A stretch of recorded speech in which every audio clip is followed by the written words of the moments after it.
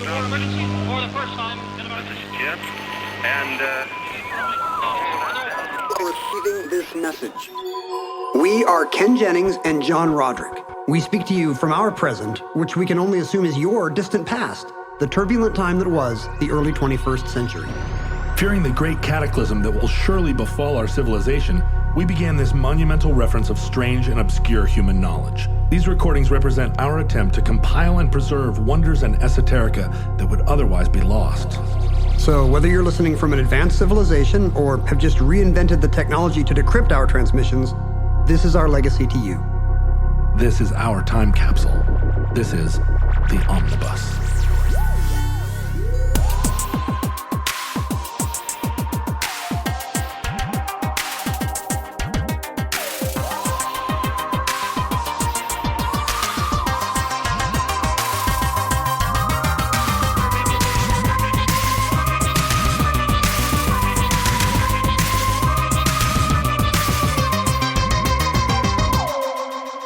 You have accessed entry 788.MK1242. Certificate number 40326. The Mill. Stop making sense. Stop making sense.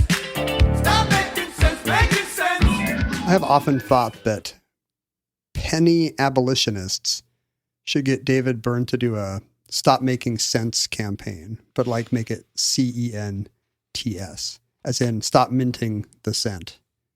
Do we have a position at Omnibus about the penny? About the US cent? Are we pro penny? I should have a feeling about it. I collected pennies in the 1970s. You know, I have those blue books that you got from the mint that had a spot for one for every year, and including the steel pennies that they made during World War II. And I had a pretty good collection going. I didn't find them all. I didn't catch them all. Steel pennies. In the war, they needed copper. Is that so that if you take a bullet like while fighting Hitler, if you've got a steel penny in your pocket? Yeah, they needed the copper to make copper spears to fight the Nazis. Right. Yeah, copper because causes the them Nazis had mystical weapons like the Ark of the Covenant. That's right. And you needed a conductive ancient element. That's right. Bronze. It would cause them to. It would cause their faces to melt, and then freedom would triumph. So all our copper during the war went to making the Spear of Destiny to defeat Hitler. And we had all the steel we needed, I guess, from all those bumpers that people were melting down. And so there were, 3 years there, I think, where there were steel pennies. And I found a couple of them in pocket change. Because in the 1970s, you still found cool coins in just random change. But now, how do I feel about the penny? Are you familiar with the facts of the case? Yeah. The penny now costs more than 1.76 cents to mint. Yeah. And no other coin in the history of the world has lasted that much past its face value, or is that not face value, it's inherent value? Whatever that means. It's zinc value. That's right. It's a metal value. But I feel like I was talking to my daughter the other day, and she has. It's never too early to talk to your kids about the abolition of the penny. Well, I haven't talked to her whole life, so I introduced myself. She's like, "Who are you?" Hello. Mommy says not to talk to you. I am your father. Because her relationship to money is so different than ours. Like, what it was I lost my wallet, and then some people that were working on my ravine found my now months-long wet, moldy wallet. Your ravine is already eating. It's literally a money pit. It really is. And I pulled the wallet out and I spread its contents out on the kitchen counter, and there was $39 in cash. And you can tell the Conservation Corps people are very honest. They left the $39. But my daughter found the $39 on the counter, and she was like, "Look what I found. Can I keep it?" And I said, "You didn't find it. It's like my money. It's sitting on the counter." And she said, "Well, I did find it. Can I keep it?" And I was like, $39? No, you can't keep it. I was probably 14 before I had 39 whole dollars. But you have to remember those were 39 1980s. Yeah. I mean, that's another one of the issues with the penny is that a nickel today is worth what a penny was when we were kids. The nickel is the new penny. So it's hard for me to say that I'm against the penny and the nickel, but I don't carry them anymore, and I couldn't imagine using them. Do you carry coins at all? I get coins in change sometimes, and I put them in a jar like I've been doing since the 70s. Like, well, my dream is that I can just put them in the tip jar. If someone gives me a coin, I just want to throw it back in their face, because how dare they give me this rusty, weird tasting money? Right. Probably. And I just immediately dump it in the jar in front of them as revenge. Do you remember when the little give a penny, take a penny things were first in gas stations, and you would see maybe 1 or 2 pennies? Most of the time they were empty. Yeah. And now every one of them is just a pile of money. There's probably $1.50 in pennies there, because everybody's like, why are you giving me these Please things? Take my pennies. But how long, Ken, is there going to be cash? How much longer? Is there going to be any cash? As recently as 2006, only 43% of Americans were in favor of abolishing the penny. How recently? 2006. We were a pro penny nation. 2006. Sure, I was using cash in 2006. Sure, we all used cash more then. The pandemic seems like it's done a bit of a number on cash, but I don't know why. Do you remember there were coin shortages early on? Mm-hmm. And people would say they couldn't offer you change, or I don't know. That's a bunch of baloney. That's a bunch of pandemic baloney. A lot of I can't go to work. I don't have any change. It's a lot of small business owners would rather take cash just because the Visa fee is whatever it is. Yeah, 2.5%. Somebody tell us. But yeah, they'd be happy to take cash, which they can then hide from the IRS in many cases. But yeah, the first year of the pandemic, I never used cash because I never went anywhere. And people thought it was grubby, maybe. Like there was the thought that you're going to get COVID from a $10 bill or something. You know, my daughter's mother had a COVID exposure a couple of days ago. I know you know this because on our way down here into the bunker, we had to go through the contaminated zone. Yeah. And when I showed up here, we talked about this all yesterday. Like, okay, you've got to be sequestered in your office while Ken and I come in and go down into the bunker. And when I showed up, she was in the kitchen, just, I don't know, doing what? Making eggs. Giving you COVID. I was like, what are you doing? You're breathing COVID air. And she was like, I'm fine. I was like, man, 2 years ago, you would have been in a Foot Locker. Well, if I don't host Jeopardy next week, we can trace it back to typhoid, name redacted. The numbers have changed. In 2017, 5 years ago, 77% of Americans are now anti-penny. Oh, so in 10 years, it went from 40 to 77. Yeah, and you can get it up to 84% by telling them the penny's inefficient and costs more to mint than it does to, if you take a second to educate the average American on the evils of the penny. Listen, educating the average American never has a downside. You can get 7% more penny haters out of it. So who is advocating for the penny? Who is this 13%? Americans for Common Sense, CENTS, a front organization run by, you guessed it, Big Zinc. Oh, really? Is it the Zinc people? Yeah, it's 100% the Zinc people. Whoa. And they will commission studies, and it's just like Tobacco Institute stuff. They'll commission studies about what will happen to society and how we would all fall apart without the penny, and we wouldn't. The arguments seem pretty specious. Like to poor Americans in particular, would be so vulnerable to the extra few dollars a year they'll end up paying if prices round. Well, you realize prices could round down the same frequency they would round up. Sure, down right? a nickel, up a nickel, right? As we say. Right. So other than a dietary supplement that, again, seems a little bit superfluous, what are the other uses of zinc? I guess you add zinc to alloys to make... You make brass, right? Yeah, you add it to iron. To make it more... irony. Rust-proof. So you use zinc in manufacturing, but they're saying the pennies, the zinc pennies, which we all considered when they were first introduced, an abomination against God.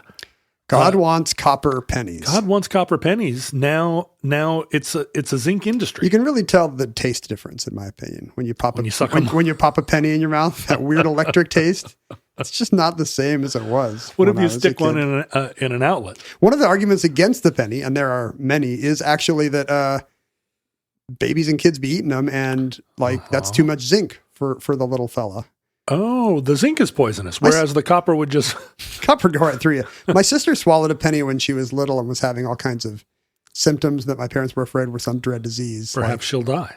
Exactly. Well, and my parents really were like, what is this? Is this, meningitis? Or I don't know what they thought it was. And They saw the symptoms first and then realized. Yeah, they didn't know what it was. Rush her to the doctor. The first thing the doctor does is order an x-ray and is like, yeah, there's a penny in the back of her throat. We're just going to get that out. So it didn't go all the way down. It just sat in the back of her throat. Didn't go far. Oh. And you can't do anything with pennies anymore anyway. Like one thing about when we were kids is the penny would buy you a gumball. Yeah. And so that's an exchange rate that a child can understand. There's the little country store that's down in Madison Park.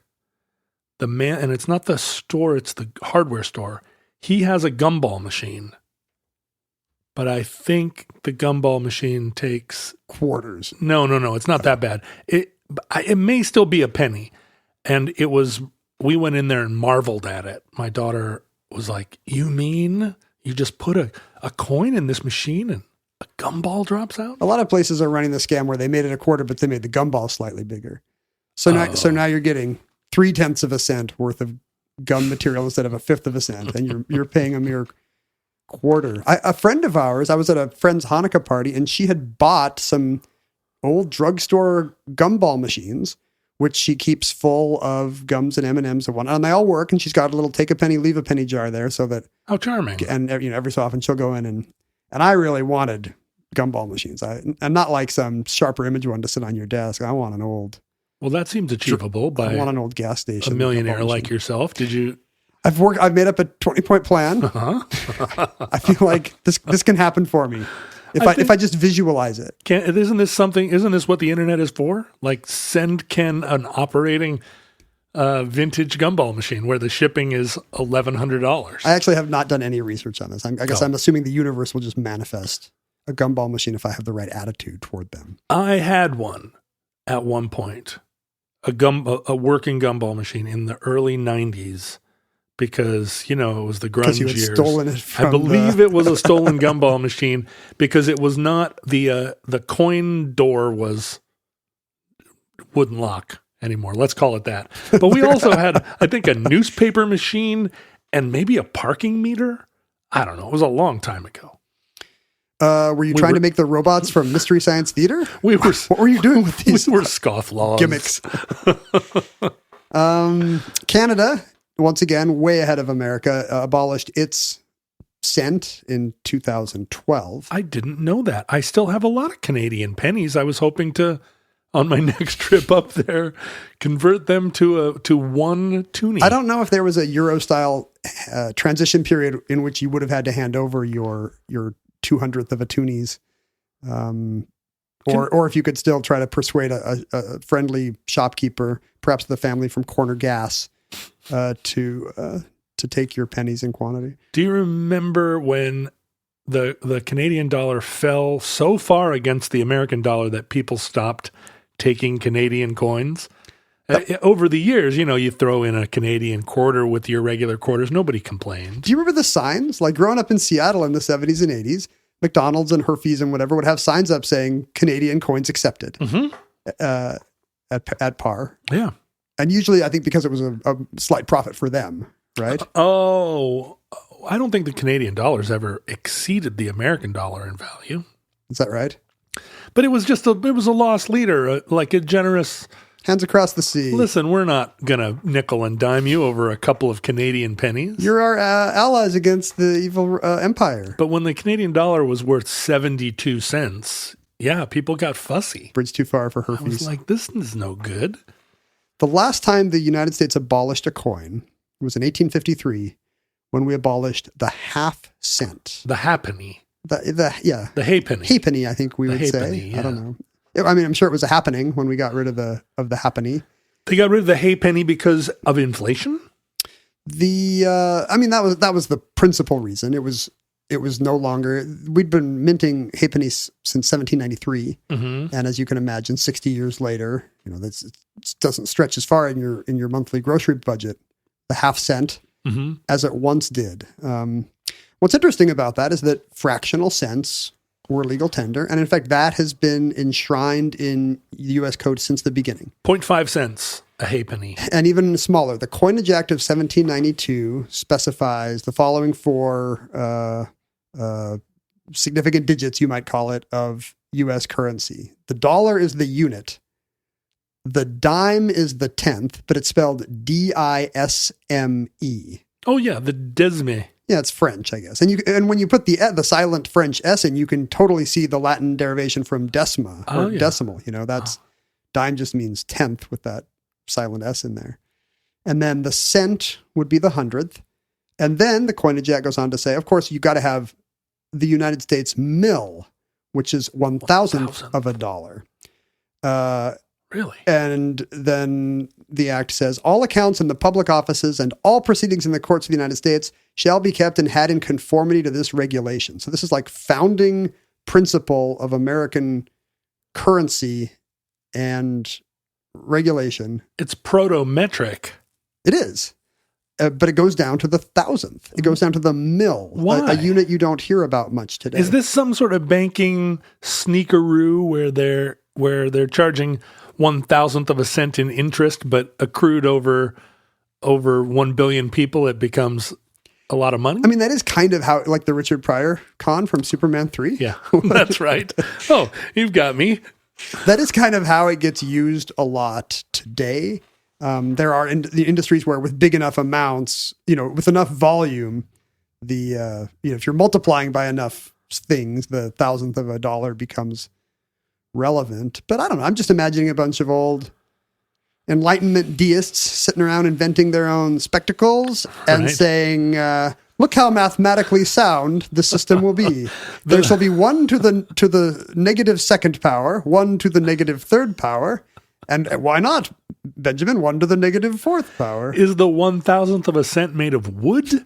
So the U.S. has never minted 1,000th of a cent. The half cent is the smallest national currency. However, various smaller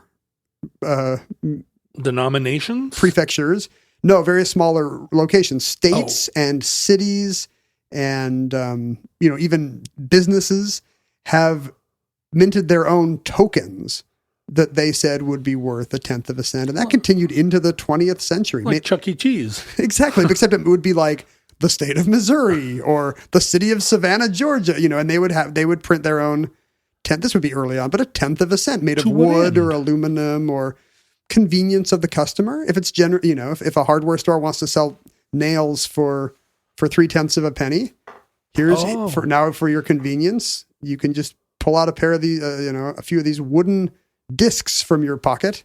And if you and the shopkeeper agree, you can use your mill coins. So 10 for a penny, you could actually go in and say, I only want 3?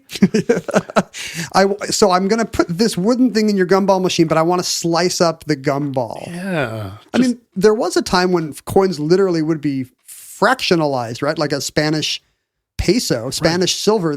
2 bits. Yeah, they 4 might bits. they might cut slices out of it, like speaking of Chuck E. Cheese, like a delicious cheese pizza. Mm-hmm. And that's why we say things like pieces of 8, because the coin could be divided. And it wasn't common because, for one thing, it's hard to cut a piece of silver. Well, you'd have to do the thing where one person cuts it and then the other person gets to choose which side. It's also very hard to put back together. If you're like, wait a second, hold on, I know I have a full dollar here someplace. No, this one has George Washington's left side. Well, you've got a jar somewhere in your house where it's just full of old fillings and half pieces of 8, half piece. I just realized that the list of arguments for the penny that the Zinc Lobby puts forward, I don't know if they've included respect for Abraham Lincoln, which they should. If there's one U.S. president who is fairly untouched by the revisionism of modernity, I don't think that's true anymore. I think Lincoln's getting canceled for... You can say that he was insufficiently abolitionist, but... compared to the literal slave owners on every other piece of money. And there's just not a lot of other, if it's going to be a politician, who are the heroes if not Lincoln? Kept the nation together. Right. But even though these state tokens didn't last into the 20th century, there are arenas of the economy where fractions of a cent are still used today. Can you think of any, John? Like, where do you see less than a cent ever used in? Oh, the economy? at the gas station. Sure. Gas is $3.99 and 99. And 9/10 of a cent. And Yes. now wait a minute. Why have I not ever protested this before? I definitely have stood at the gas pump and said, "Hey, what is going on?" And I here? think they just round up. Like, I think there's not even if you buy 10 gallons, you'll save a penny. you can't stop in between somewhere and get 0.92 cents. The granularity actually matters in that story. Yeah, the first thing, I want to talk about gas prices. The first thing I thought of was coupon cash values. Do you have any memory of looking at a coupon? Yeah, that said cash value, sure. Like you get a thing and Or it's green stamps. exactly green stamps. So when I was a kid, occasionally my mom would clip a coupon from the Red Book or Times or the PI or something. If she was going to buy stovetop stuffing anyway, she'd be like, well, I'd be a fool not to. This is 35 cents. And my parents came up with their parents' depression, scarcity mentalities. You still get those circulars in the mail. Surely you do, because I get them. Yeah. Fred Meyer or Safeway or somebody tells you. Coupons. Sure. And do they still care if you have them with you? Because it was always a thing. People would clip and file them. And now I think maybe the store will. Yeah, the cashier often has the barcode for all the coupons, but you kind of have to ask for it, and then they'll scan it from their own book, but they're not just up there scanning. Unless you're a member of the grocery store reward. Well, that's what's kind of replaced it, is they'll have their own in-house loyalty programs now. I was just looking here, and I should revise what I said about the steel penny. Apparently, they only made it in 1943, and it's steel, but it's coated with zinc. Ah, see? Even back then. Yeah. Big zinc. Zinc. Zinker's whim, they used to say. So, and, I think I remember as a kid watching, do you remember this genre of news story where it would be some woman who's made $86,000 this year just clipping coupons? I do remember that. People, they would always show her voluminous files, and and it was always presented as what a thrifty, industrious person, and not, this is clearly mental illness. And even the math doesn't seem to work out. But I used to live across the street from a thrift store on Capitol Hill. Yeah. And was it the Value Village? It was, yeah. I lived right across the street. R.I.P. And I got so that I was obsessed that they had put something out that was good, and I needed to get over there.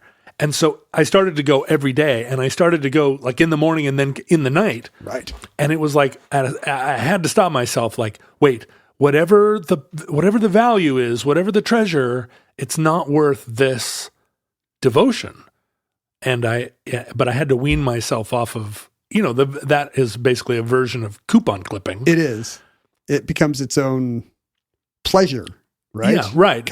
But also anxiety, then madness. Yeah. The origin of the cash value on a coupon, it's regulatory. It's a legal thing. It all derives from, as you mentioned, the green stamps, and maybe green stamps should be their own omnibus, because that's something that's been memory hold. Yeah, we have to be at least the oldest people the youngest people to know what that is, and maybe even we're a little too young to understand true green stamping. My parents never did green stamps. Mine didn't either. I think the thing about green stamps is they were, just to explain the setup, it's just a loyalty program like you and I have talked about frequent flyer miles, and we just talked about the grocery store chain ones. The card where you get an 11 sandwich free. Mm-hmm. Do you have any that are large in your life? I was just paying my son's college tuition this week, and I went to, Did they give you 10% off? Well, I had a long phone conversation trying to figure out which expenses you can put on a credit card, because then I'll get, triple points back or something, if it's transferred out of a bank account, nothing. It turns out you can pay room and board on your credit card, but not your tuition. So. When I found my very wet and moldy wallet, which I should add, I cleaned up and put mink oil on or whatever, and now I'm rehabilitating good as new. but I found all my Were you close on any of your cards? like I had a Bailey Coy card that only needed one more stamp. I had a Zippy's hamburger card. I had a couple of coffee shop ones. I think there was one that I had 2 filled out and 1 halfway filled out, and I was saving them. I invariably have 4 half filled out at any time because Yeah. I forget to carry them with me, or they just sit in a desk at home. But you can, in most places, take 2 half filled out ones and Yes. they'll exchange it for a coffee. They'll use the stamp again, or the little ka-chunker. What do you call that? The punch. The punch. So a company called, this began an era. Some of the earliest loyalty programs were trading stamps, where if you bought something from a merchant, they would offer you a number of just little paper chits. And if you accumulated enough paper chits, you could have some selection of some item from a small selection of their merchandise for free. But they were really stamps. You'd lick them and stick them in a book, right? You could, yeah. Yep. Just, I think for convenience, just so they don't because they're just handing you these tiny little pieces of paper and you don't want them to get lost. So, if you get 50 of these, you could get the toaster. And if you get 80, you could get the... But it was a limited selection. It wasn't as good as cash. Right. And they caught on with small businesses because they would build customer loyalty. And they immediately ran afoul of pretty much every large organized groups. Big business hated them. Unions hated them. State governments hated them. And mostly it was just because they gave mom and pop businesses a leg up, because the big fellas, the department stores or whoever, could have their own loyalty programs that would draw in customers. When the big players in the trading stamp game, like Sperry and Hutchison, which invented green stamps around 1896, that was a network that would let smaller businesses compete at the same level. And the powerful companies with their powerful lobbies hated that. My goodness. Why would you be against something that benefited the consumer, Ken? It turns out, back then, unlike now, that these large companies had a lot of influence over state and national legislators. Interesting. So suddenly, at least half the states are passing laws to regulate green stamps and discourage their use. And eventually, by the 1990s, when they kind of went away, fewer than 100 stores were still accepting S&H green stamps nationwide. Recently, just a few years ago, I guess they were bought by the founder of Bubba Gump. So the Bubba Gump genius may somewhere be hatching a plot to bring green stamps back. Hey, I've got a question about Bubba Gump. Did it come from the movie or did it pre-exist the movie? It came from the movie. It did. Okay. So the founder of Bubba No, it's Gump. actually a coincidence. A lot of people don't know that. It's like the Baby Ruth candy bar. But all of that green stamp energy, that big green stamp energy, went to loyalty programs and and here's what happened. When the states regulated these green stamps, they said, look, this is the way that the companies fought against the green stamp idea was to say, hey, this is the illusion of savings. In fact, somebody's paying for your free coffee maker, ma'am. And not to mention all the infrastructure of running this program and printing the chits, your little gummed stamps. This merchant is raising their prices in order to give you the illusion. Big business kind of made it out as a consumer scam. And that wasn't wrong. I mean, it actually was costing the consumer, pennies on the dollar probably to support these programs. Not that big business ever does that. No. Once again, they're just trying to use every efficiency they can to get an edge over the small mom and pop shops they're replacing. Right. And including spending millions on lawyers right. to avoid losing thousands. So they framed it to state governments as a matter of like consumer protection. Right. Like we got to wipe out this green stamp fraud and trickeration. And one of the remedies proposed was you have to give the green stamps a cash value. So states, including New York was the first, passed a law saying, okay, stores can accept these trading stamps, but the trading stamp has to be redeemable for cash because that way the customer won't get completely screwed, won't wind up with a valueless book of nothing. But most of these laws didn't specify what this cash value were. So with the Coinage Act of 1792 in mind, smart companies would just say our stamps are worth 1,000th of a penny. Yeah, a hundredth of a cent or whatever. Yeah, exactly. And I think today many of them, there's still 3 states that require coupons to have a cash value: Indiana, Utah, and Washington. Aha. I spent pretty much my entire life in a state that requires coupons to have a cash value. I'm very proud of that. And is it 1/100th of a cent? I think today a lot of them just say less than 100th of a cent. So I guess it does have a cash value, but if you ever tried to redeem it, you'd have a hard time since it doesn't tell you how much less than 100th of a cent. And there are stories online of people back in the heyday of trading stamps, people going to their grocery and being like, I've got 6,000 of these. Where's my $6?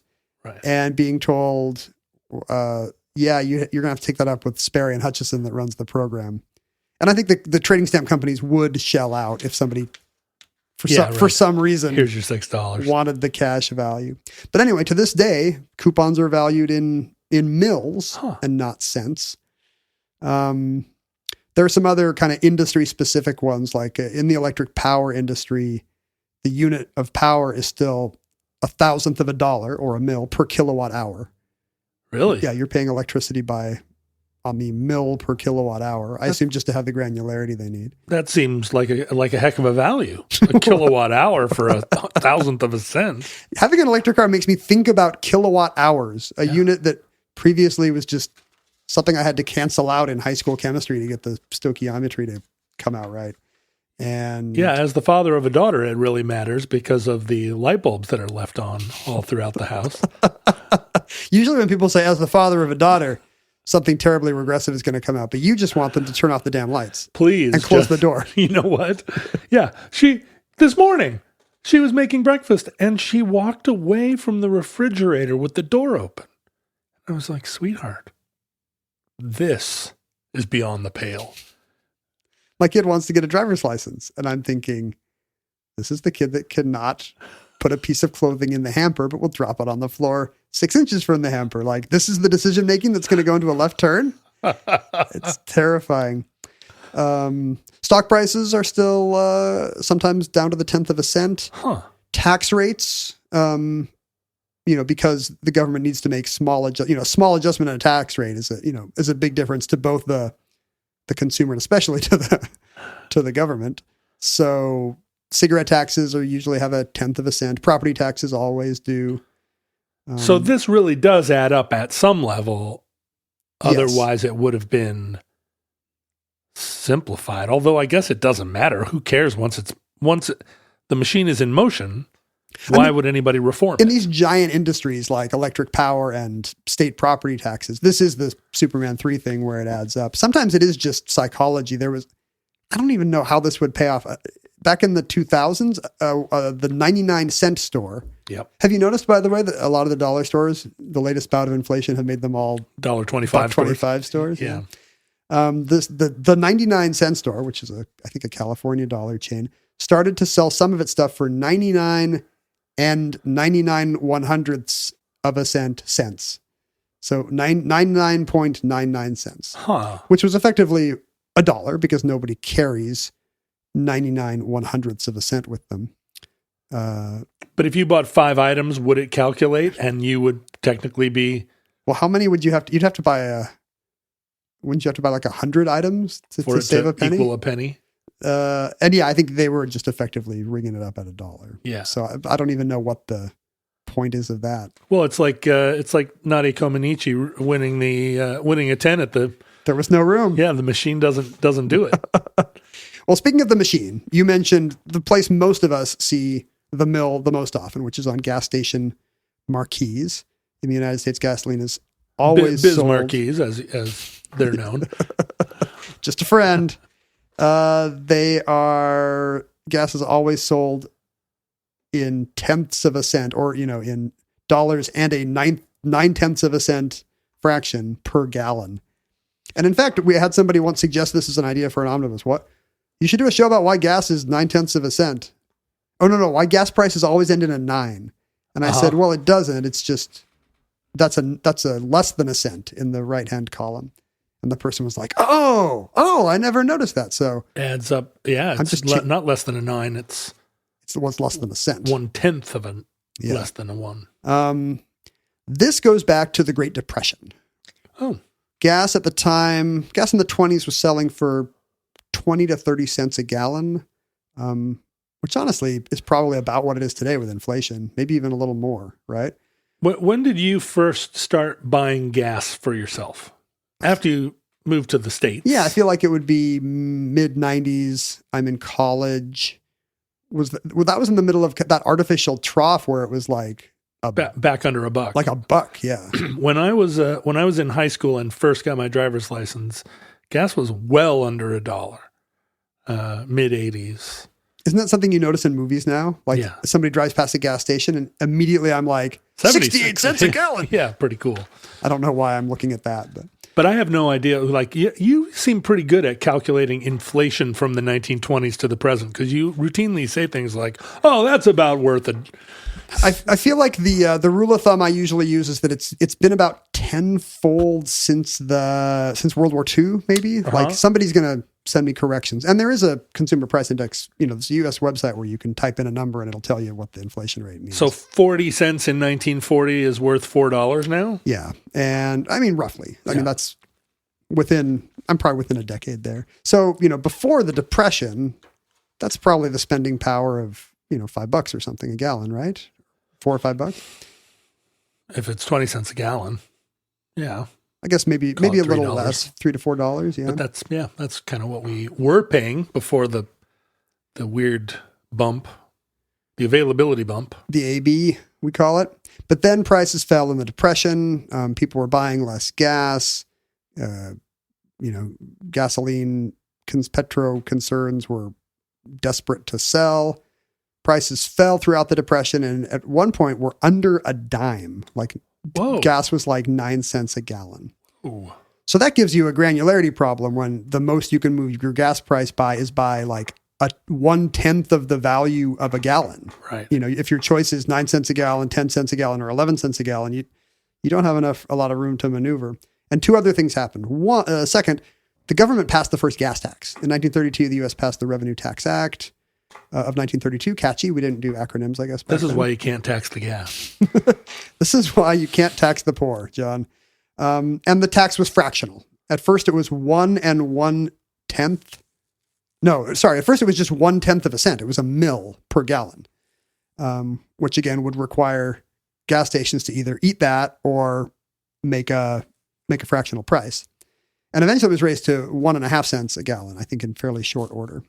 So today it's what, 20? The federal gas tax is like 19 cents for gas and 26 for diesel or something like that. Do the states then apply extra tax? Yeah, that's where the IRS do take a bite. I think it's usually a state tax. But so with that in mind, that's making gas sellers interested in fractional amounts. And then gas dispensing technology gets really good. Like previously it was just some guy being like, yeah, that's about a gallon. Ding, ding. And now that you've got the little thing with the numbers going, it can actually it can do small enough amounts that it can get within a fraction of a cent reliably. Well, I know the machine can, but can the pump? I mean, I'm sure it can count whatever it wants to count, but are pumps accurate to the fraction of an ounce? Well, not today. Well, I mean, to a fraction of a cent they are, when again, a gallon of gas is 9 or 10 cents. Yeah. Like that's a pretty big squirt that's still less than a cent. That's what I always say. On a first date. So that's when gas started to be in tenths of a cent. And then in the 50s, the beginnings of the interstate system meant that people were whizzing by gas stations really fast. And so in order to advertise prices, they would put up these big boards, and people were passing fast enough that you could still kind of fool people. They would only be able to take a quick glance.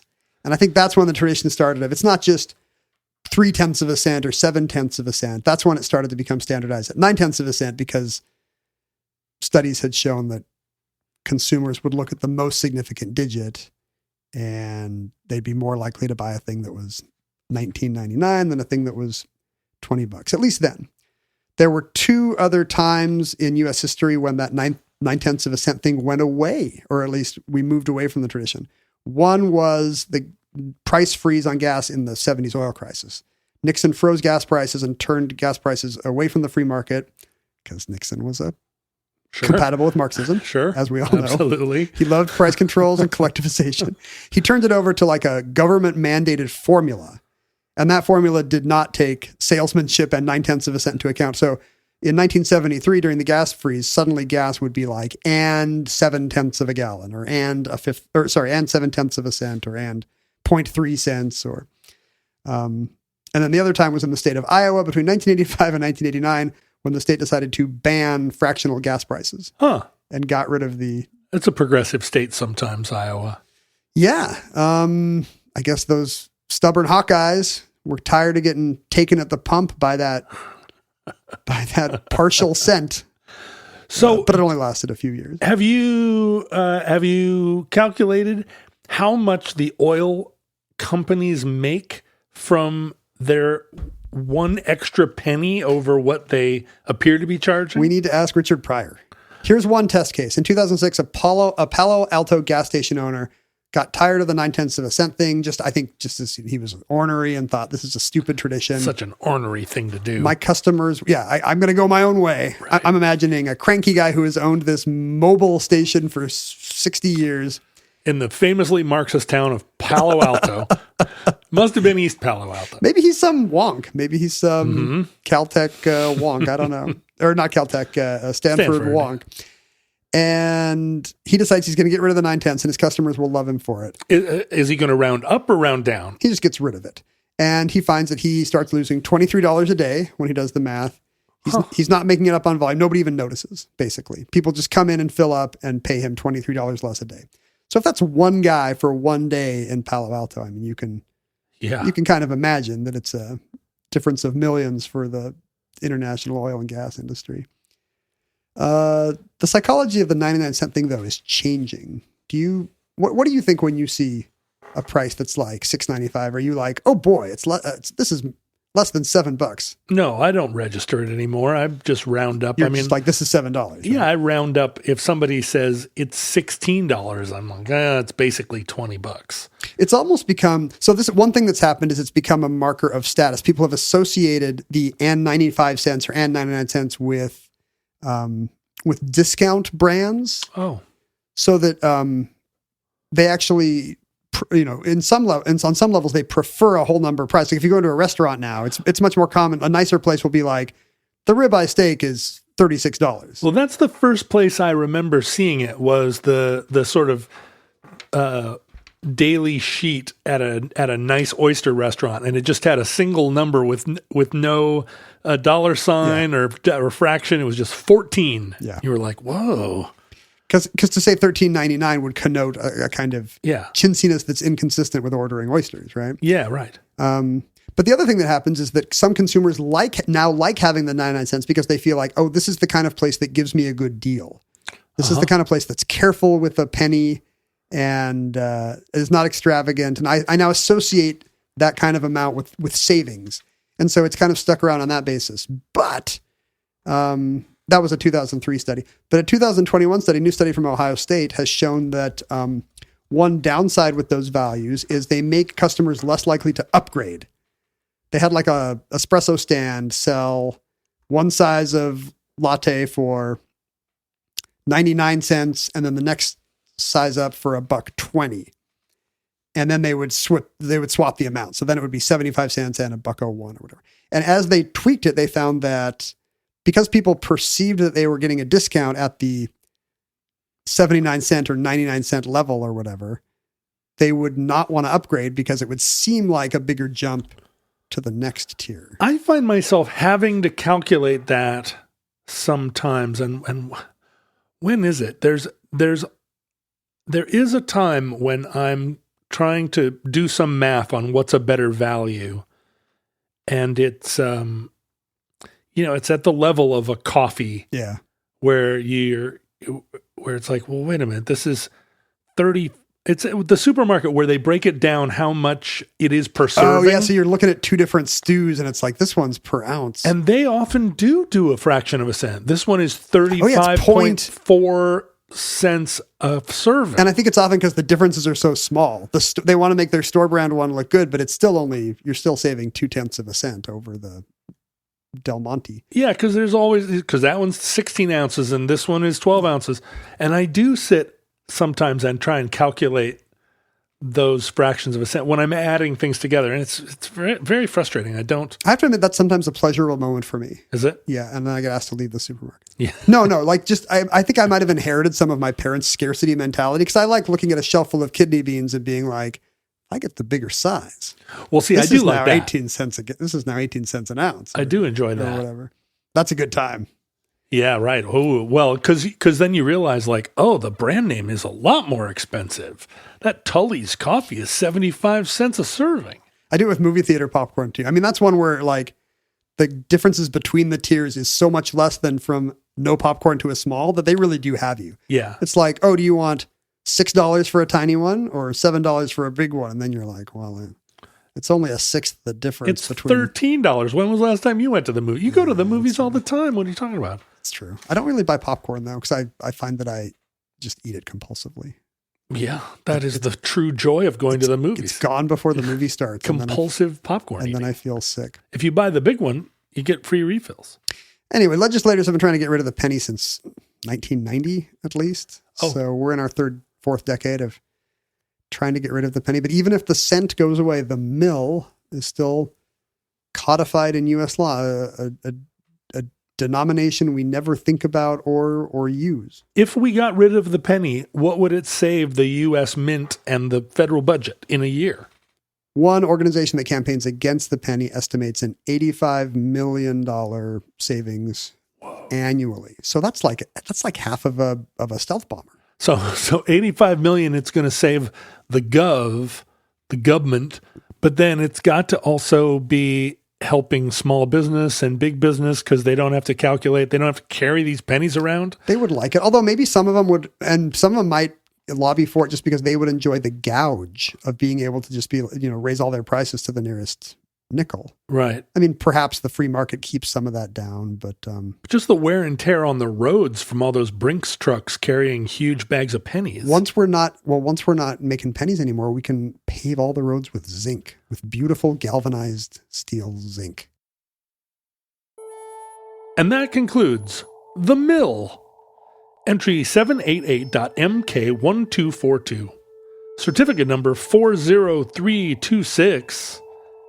In the omnibus. Futurelings, in the unlikely event that social media still exists in your era, it is worth 1 mil, a fraction of a cent. It has zero cash value. Get off the internet.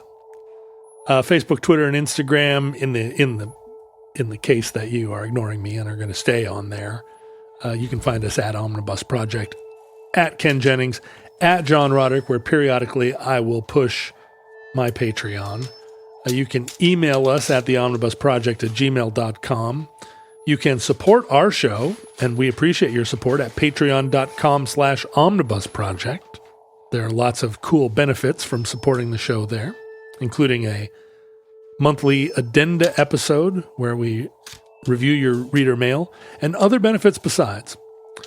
You can hang out with other Futurelings on the Facebook pages and various other pages that are probably owned by Facebook. And you can send us mail. It sounds like you're opening some mail, Ken. What mail did we get? I'm reading a note from Dr. Donald in Ottawa, or the Ottawa area. Dr. Don. Thanks, Dr. Don. He's, I believe, a radio sex therapist in Ottawa. Uh-huh. No, I'm sure he's not. They need those in Ottawa. He said that he and a friend have been listening to back entries of Omnibus on a regular Zoom during the lockdown. Wait a minute. They listened to the Omnibus together on a Zoom call? Yes. That is cool. He and his friend Louise do a weekly video link and listen to Omnibus. That's a good way to stay in touch. Over the XXX months, I don't know if that means 30 months or 300 months. A pornographic number of months. We have listened to most of the back catalog and consider ourselves to be Futurelings. Oh, that's nice. He's been racking his brain for something to send us and decided to send us his paper, this newspaper from his dad's alma mater. His dad went to McGill in Montreal, graduated in dentistry in 1956. Owen passed away last year at the age of 90. I'm sorry for your loss, Oh, wait, this is, I said this was from Dr. Donald. And guess what? This is just appropriated stationery, possibly the father's stationery. Our correspondent is named Laura. Oh, hey, Laura. Sorry, we misgendered you there. Laura and Louise. Is it your Here we go. And father? I'm using some of his dental office letterhead that's for wonderful. this. That would be very cool to have some of your dad's. Because I do. I have some of my dad's letterhead. Nice. That's really great. Enjoy this blast from the past. So here we have the 50th anniversary of the McGill Daily from February 27th, 1961. Look at that. A century of progress. Golden anniversary issue. 50 years of progress, question mark? Oh, looks like the 60s started early in Montreal. On the back, we've got an ad for Coca-Cola with its refreshing zing. Look at her A-line dress, that lady. And look at this. I'm sure that the regular McGill Daily was not, this is an anniversary issue, but this is still a 48-page school paper. That's pretty great. Daily school paper. The good old days. In 1961. Thank you, Laura, and for your weekly sessions with Louise. I'm glad you've enjoyed the show. Now wait a minute. When I thought it was Dr. Donald, I assumed you were saying Louise like L-U-I-S, but is it L-O-U? Louise? Yes, as in the Canadian lake. Ah. In fact, maybe her friend is a Canadian lake. Eric sent us 2 copies of the 2 Magic the Gathering cards from the Innistrad Midnight Hunt expansions. I don't know if you have a complete Innistrad Midnight Hunt expansion set yet. I don't, but Long Winter's bass player Eric Corson may. There is apparently in that set a Defenestrate card. Uh-huh. Destroy target creature without flying, and a picture of a knight crashing through a stained glass window. This was the magic card that reminded him most of Omnibus, and thought, and when he even drew a little defenestration on the packet. Now, That's it very wouldn't nice. work if the monster you were defenestrating could fly. Or were bigger than the window. And if we don't play Magic, we could use them as bookmarks. Nice. Thank you so much. That is lovely. I'll give them to my child, and she'll put them in her Pokemon card book. And some belated holiday cards here. The Shranks from the Midwest. I think this is the mom who was telling us about Cahokia and Missouri history because she writes trail guides and tour guides of the area. Oh, yeah. And then one from, this is the big bell in Red Square. Oh, look at that bell. Why did we did a show about giant bells. This is from Charles and Susie Berman. Oh, I think they might have told us that they were at the bell, and they say Jingle Bell Rock. It's a very good Christmas card. They made that concept. themselves. Classic. Here we go. This was taken in Russia. Blah, blah, blah. I actually can't read this cursive, so we'll never know. The homeland of the Volupuk transliteration system for Cyrillic. Go on. Which I mentioned. Oh, yeah. We were talking about doing an Esperanto-like language, but maybe something weirder than Esperanto.